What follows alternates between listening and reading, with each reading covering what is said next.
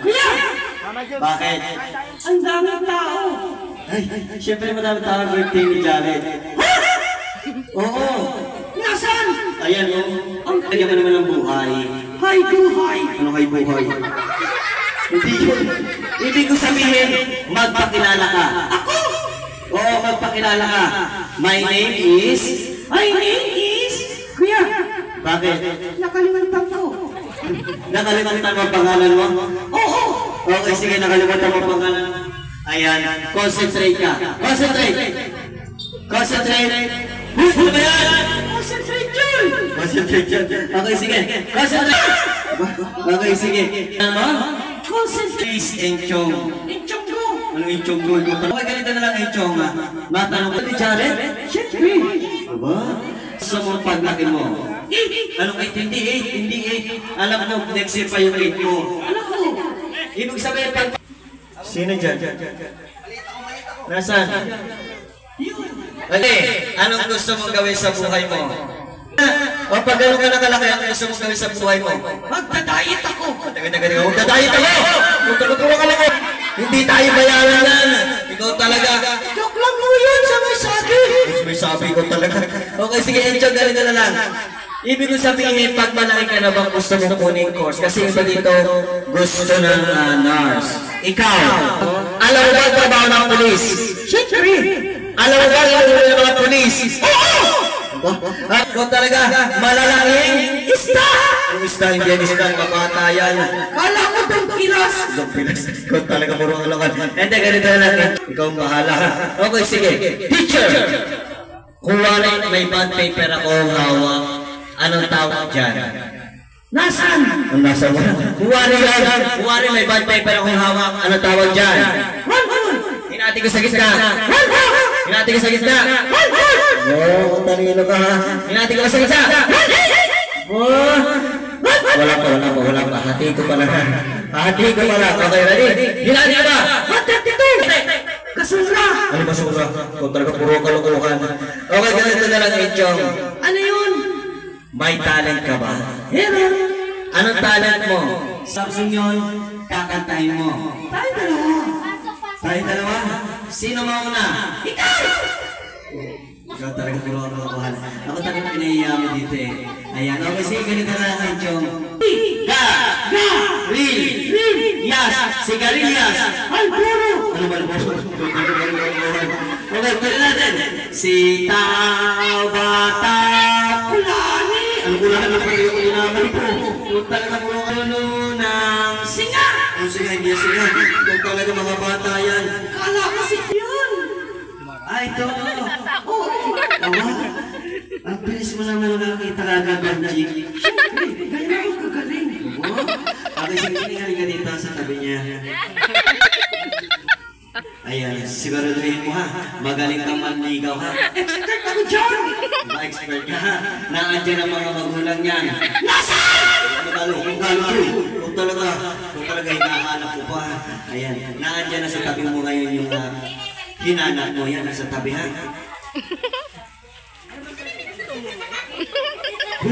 Ano nangyari sa'yo? Nahihiya ako. Bakit ka naman nahihiya? Ang ganda niya. Yan, umalis ka rin sa tabi.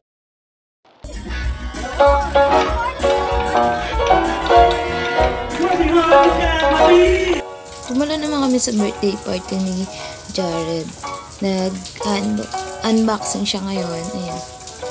Kita niyo naman dyan sa ating video. Marami naman siyang gift. Tapos ay katulad niya magbukas ng gift si Ate Rosel niya.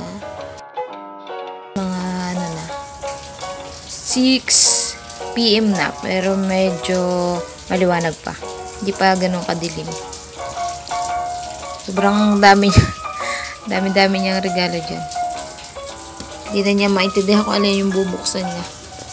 Kung alin-alin na yung mahawakan niya. Nakakatuwa naman pala mag-unboxing ng mga ganyan ano. 7/7 niya kasi yan. Yung gift namin dalawa sa kanya ni Bon, nauna na niyang buksan. Kaya hindi na namin naisama sa video. Ayan, dun sa iba niyang kaibigan, yung mga nagkabot sa kanya ng gift, mga tito, tita niya, ayan.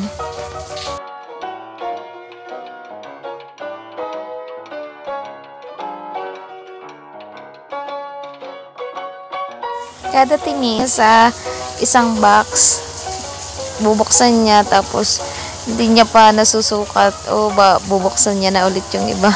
Ang ate Marian nga pala, yung kanyang mami. Yan. Nakapagpalit na yan ng damit niya, kaya ganyan na yung suot niya dyan. Nainitan na siguro, syempre. Happy birthday sa'yo, Jared. Sana masaya ka ngayon. Tsaka aral ka na mabuti, pataba ka pa. Char.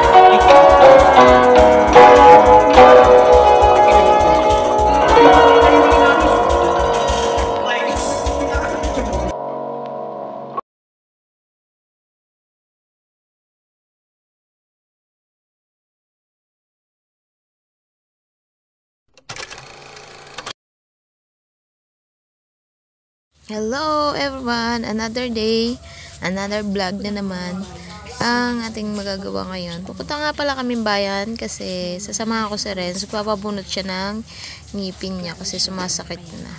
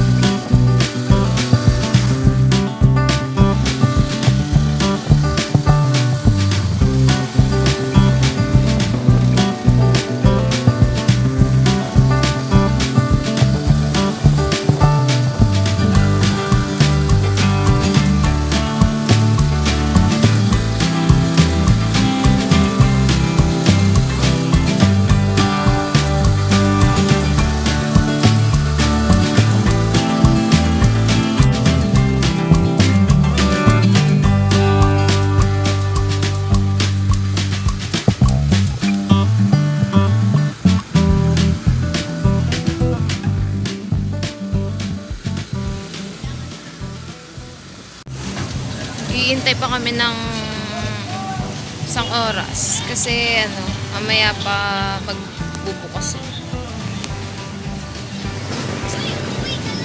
Maaga lang kami pumunta dito dahil mahirap pag dumami yung pila. Abuti kami ng hapon.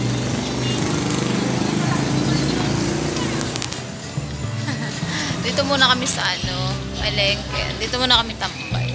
Tayo muna kami ng oras.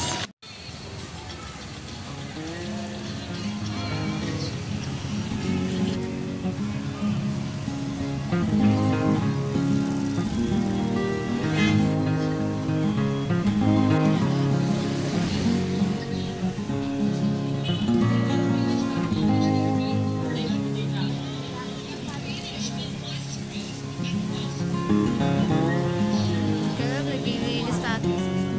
Ayusin na ng paligid.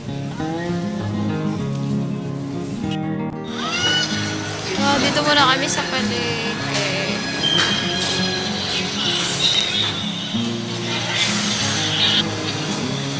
Sa Renz. Sobrang maulan na naman ngayon dito sa aming lugar. Kaya kita yun naman yung ulan niya parang bagyo na kapag pumapatak. Dito lang yan sa labas. Dito sa amin. Sobrang lakas ng ulan niya. Buti nga walang kasamang kulog at kidlat. Kagabi yung malakas yung kidlat tsaka kulog niya. Nakakatakot talaga kaya hindi makapag-cellphone. Tapos ayun.